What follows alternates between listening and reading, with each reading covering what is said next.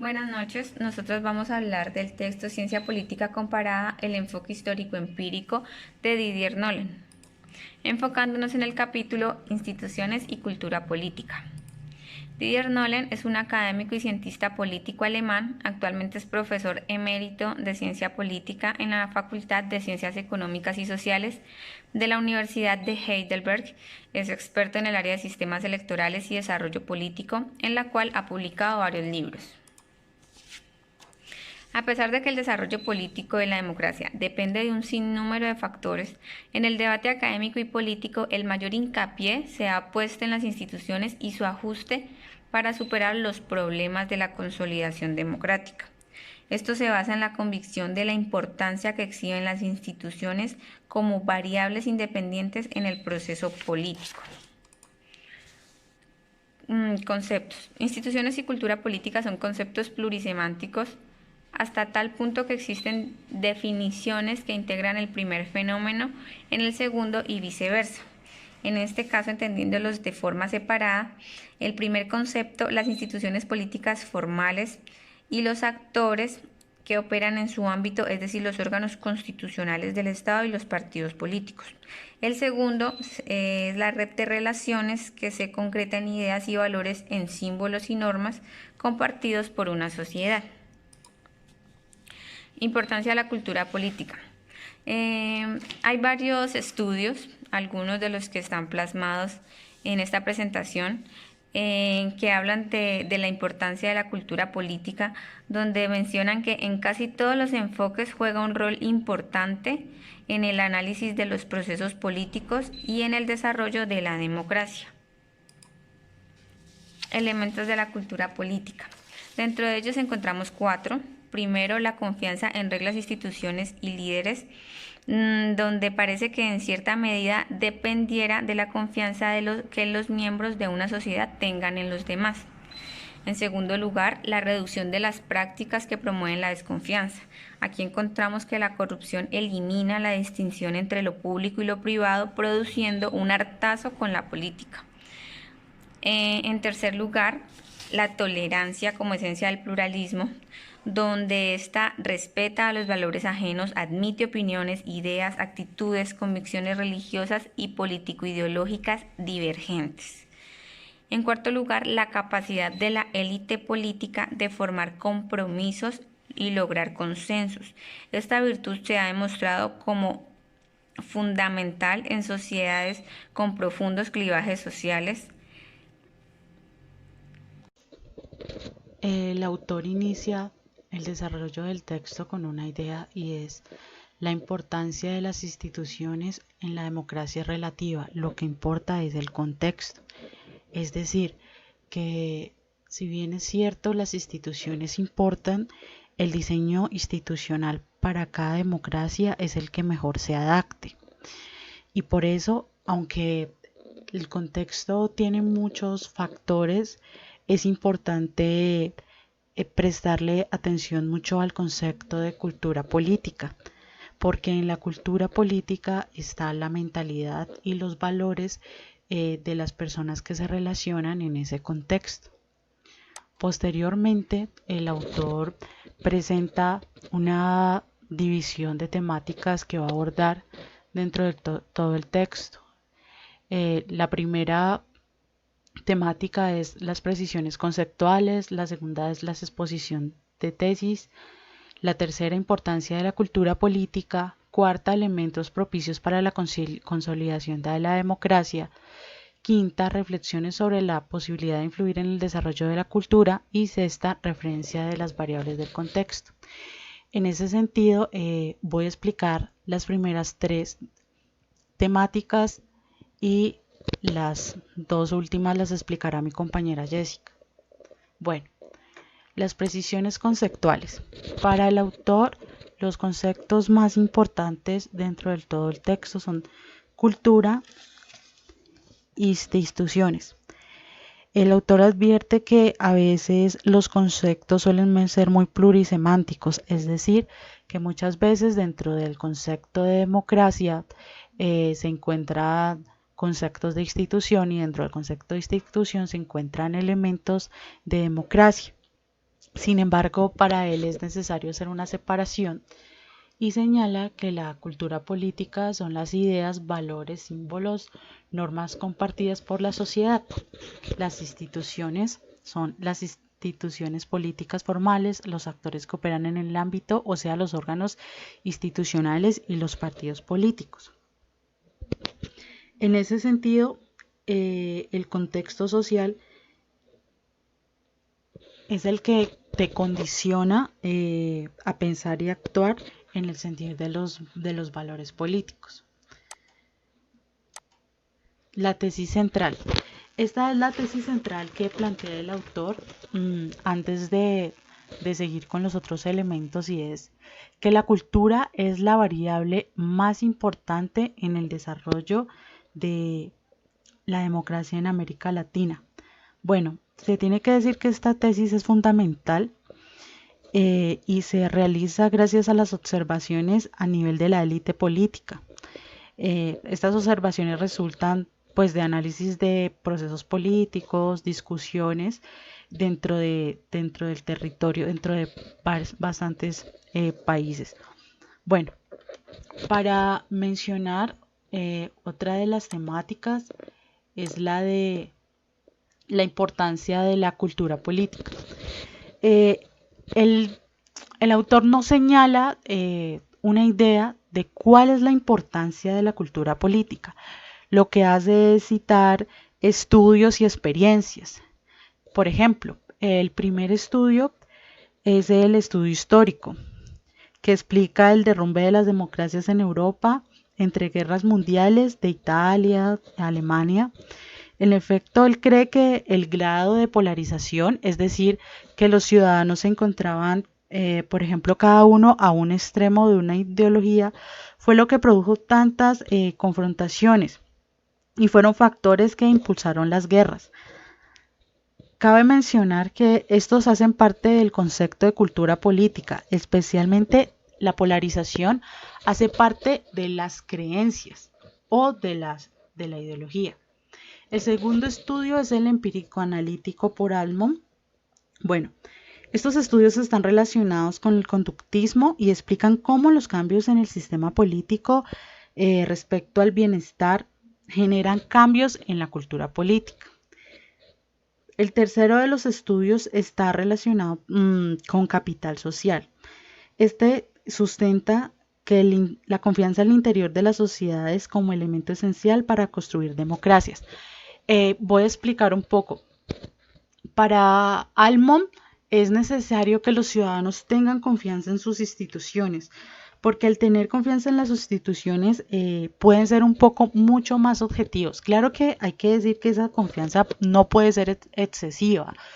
Lo que se requiere es que finalmente los ciudadanos tengan confianza de que las instituciones están haciendo su trabajo de la mejor manera, que están gobernando para un interés común y no que se haga una especie de como de tiranía entre las instituciones y los ciudadanos, porque si yo pienso que el otro está haciendo las cosas por intereses privados, pues finalmente yo también voy a justificar el día que esté en un puesto político.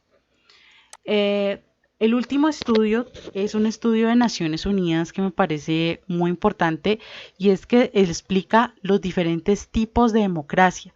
Hay que tener en cuenta que hay una democracia que es importante para tener una cultura política fuerte, y es que la cultura democrática verdadera no se dio en América Latina, porque es de baja calidad. En América Latina lo que se da es una semicultura política, y la cultura política fuerte se da en los países industrializados industrializados de Occidente. Bueno, los elementos que consolidan la democracia. Este punto me parece muy importante porque finalmente el autor señala cuáles son los condicionantes para que se mantenga la democracia. ¿Cuáles son los condicionantes que debe tener esa cultura política para que se mantenga la democracia? El primero de esos es la confianza. Ya lo mencionábamos antes, es que los ciudadanos tienen que tener confianza en sus líderes.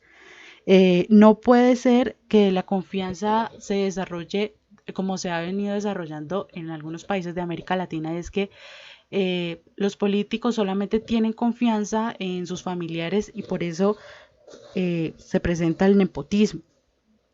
A las personas no tener confianza en sus autoridades, pues tampoco las autoridades tienen confianza y se supone de que si yo no creo en el otro, yo puedo hacer las cosas mal porque pues finalmente lo que espero es que el otro también las haga.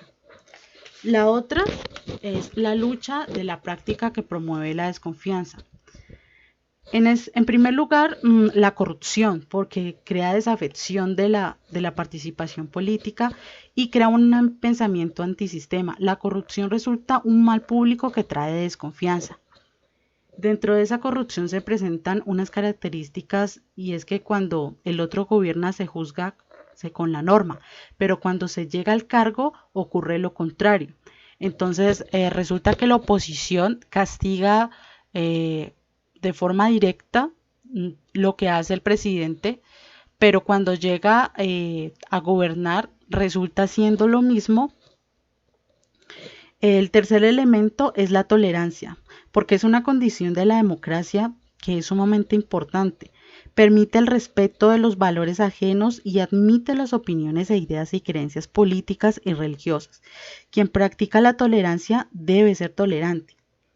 La cuarta es la capacidad de las élites para formar compromisos y lograr consensos. Este punto cobra importancia porque evita la polarización, es decir, impide que se construya esa relación de amigo-enemigo donde la oposición se enfrenta al gobierno de forma extrema, aun cuando esto perjudica al país. En ese sentido, los consensos son muy importantes para evitar esas confrontaciones. Pero esa cultura de compromiso o de consensos requiere tener en cuenta pues las normas, los valores y de esos deben estar orientados al entendimiento y a los acuerdos. La idea de plantar una ideología como única verdad resulta inequívoco porque asimismo se busca gobernar y las ideologías son una forma de presentar una verdad absoluta. El autor genera una alternativa para facilitar los consensos y es la forma de gobiernos en coalición.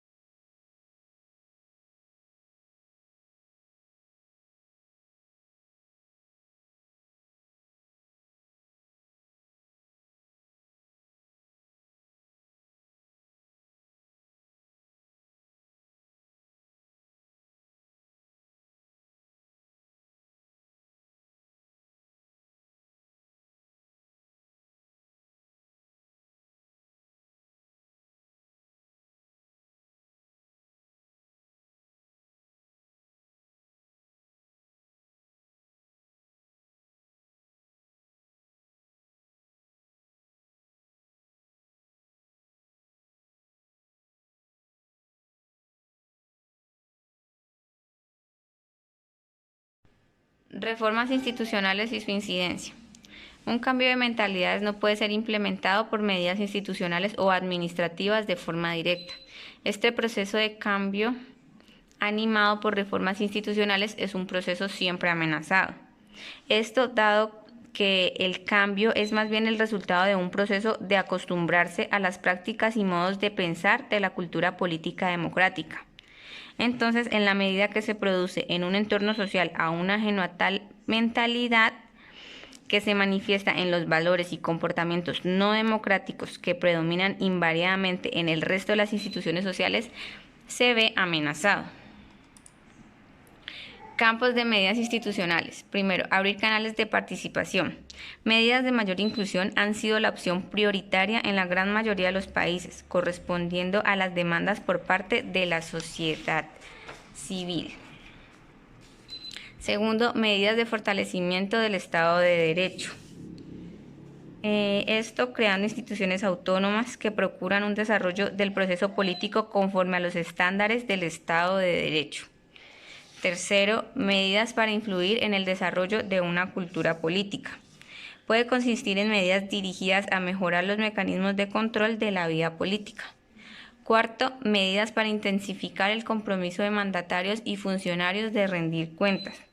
Es en este campo de las relaciones ejecutivo-legislativo en el que parece existir mayor espacio para patrones de comportamiento diferentes, propicios a mayor gobernabilidad democrática.